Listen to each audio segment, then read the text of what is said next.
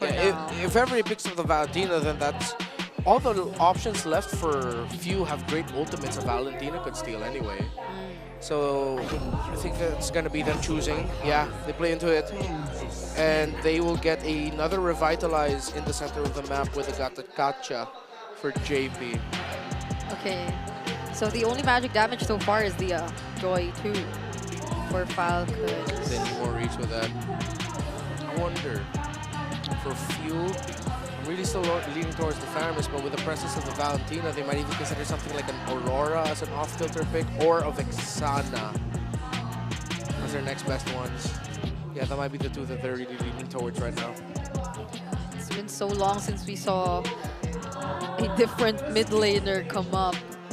Yeah, it's time we shake up the mid lane. I'm always going to be a proponent of that. That is going to be a Selena again. Still a Selena. Are we? Okay.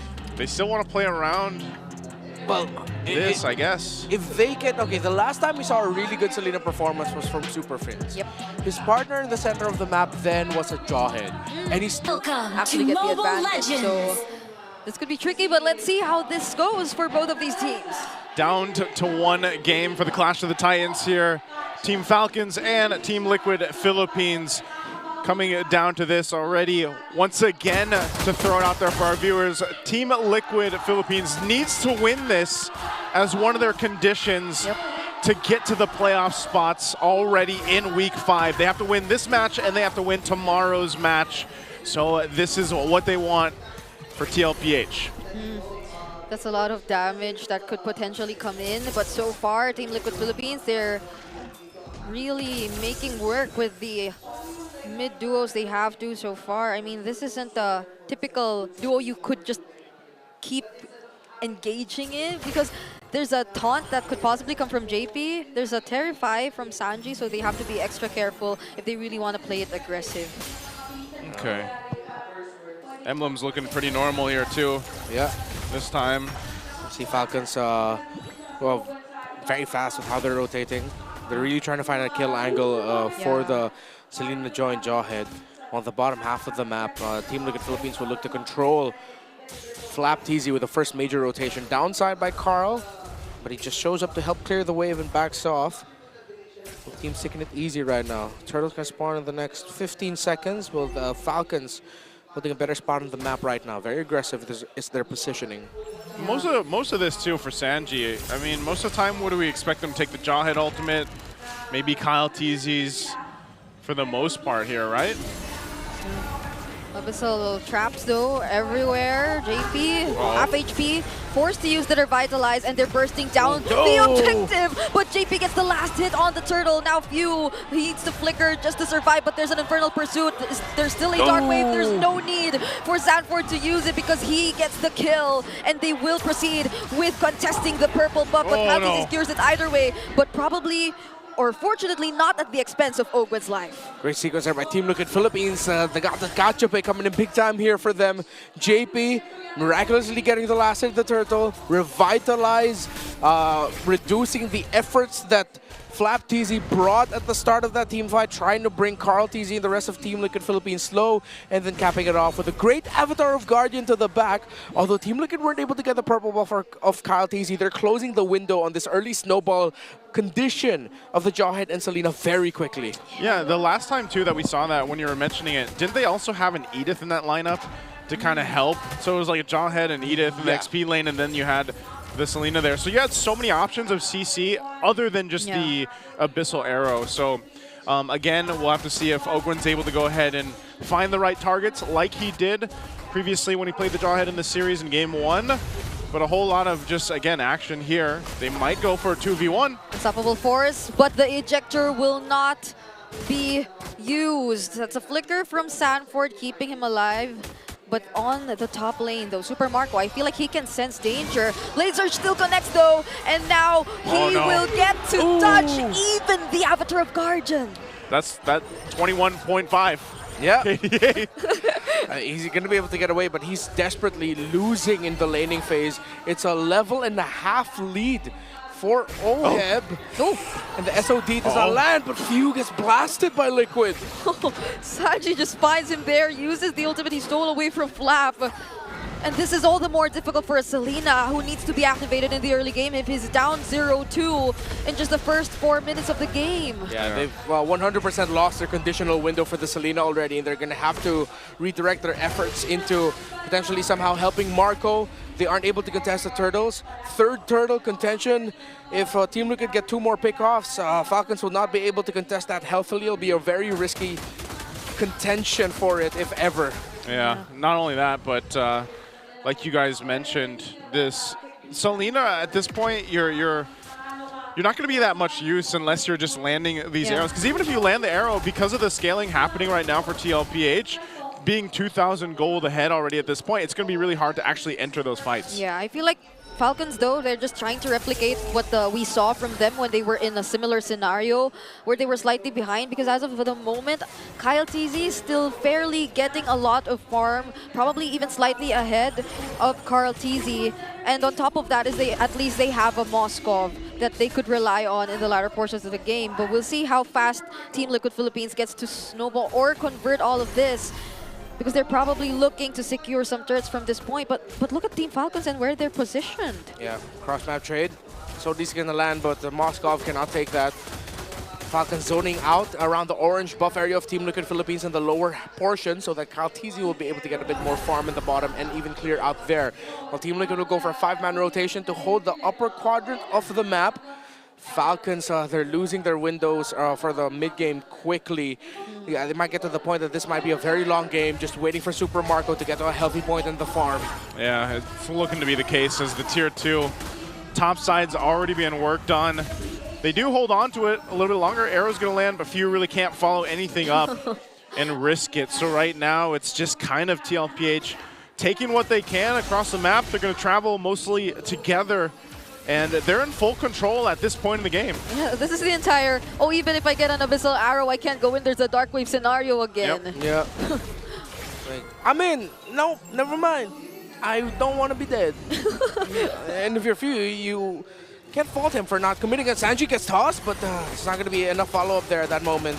Yeah, the Abyssal traps were a bit too late too. He was slightly too far away. flapTZ is the only member from Team Falcons trying to get information, but they can't even utilize that because majority of them are yet to catch up. And Team Liquid Philippines, they're just working their way, but at least for Super Marco, he's been getting some really decent farm so far. So that's kind of what Renmar was saying here, painting the picture that that's gonna kind of be the Hail Mary play for them. You know, he's still, even if he's farming up, he's still pretty behind Oheb. flapTZ won't survive this. That's 5 members of Team Liquid Philippines. Abyssal Arrow connects onto Sanford, but cannot do much. When it's the team fight that is about to happen, Team Liquid Philippines, they're way too ahead. Yeah, he just wanted to poke and get info, didn't realize that the entire cavalry was there ready for him. And now it's going to be hard for Falcons to defend this purple buff. Team Liquid Philippines will be able to steal it away without a problem. And now it's just left to a 4-1 split with Falcons holding the center of the map. Ogwin goes in, but it's not going to be a follow-up there. Arrow's not going to hit too. It demands so much for the synchronization to happen, or the coordination of these crowd control skills to layer at this point. Okay, so now at this point, because of just, it seems very one-sided right now, Team Falcons, how can they get back into this game? Is it literally just buckle up and wait for Super Marco to come online? Yeah, it has to be around that. Unless somehow, whoa, okay, I thought we would get taken out there. I mean, Kyle TZ only built up a second item as well, so it hasn't been a good farming time for Kyle. Oh no, it has just been 8 minutes, so. AOG gets denied. JP still gets to make his way out of that, even despite finding himself in the middle of a tier 1 and 2.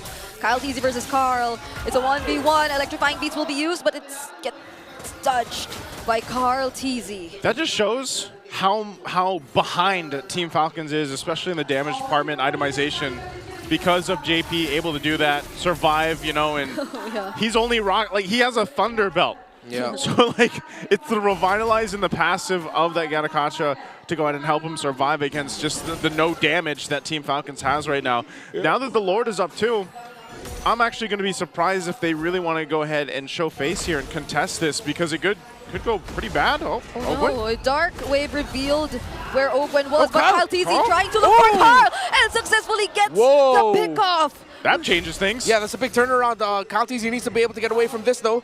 I wonder are they gonna commit the chase onto him? No. Falcons suddenly have a massive opening in the map. We'll see if they take it.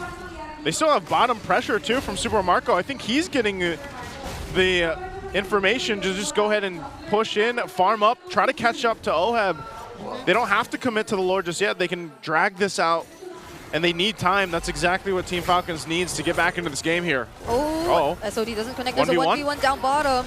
But Oheb will just clear the way. Oh no, he still goes for it with a flicker. And now, here in the lore pit, it seems like they're still going to engage.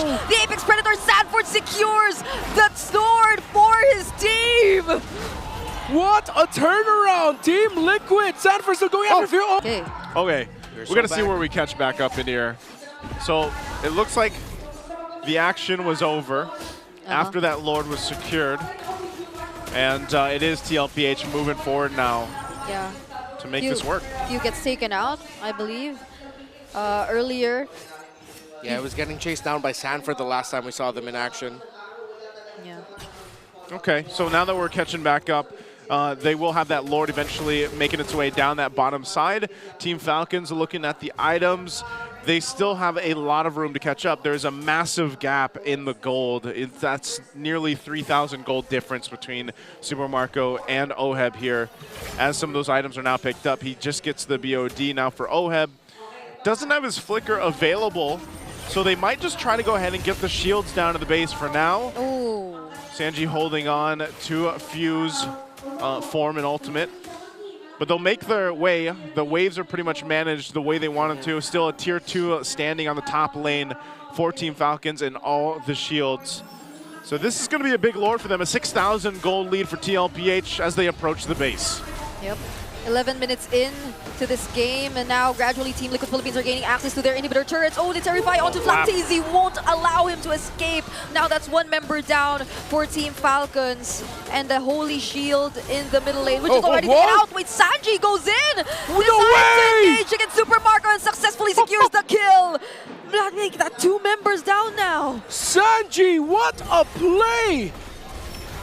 Oh man, are they going to end the game off of that play? They use the conceal, but could they buy enough time? The Abyssal Arrow does not connect, and there goes the AOG from JP. Now they gain access to the base, but the minions from Team Falcons just spawned as well. They could potentially buy enough time to defend this for a little longer. Okay, they take the discipline route. They got all the base turrets. It looked like they might have been able to end it, but Sanji is now back up, but Team Falcons will stay in the game. Oh, Sanji with a Moskov cosplay taking down the Moskov.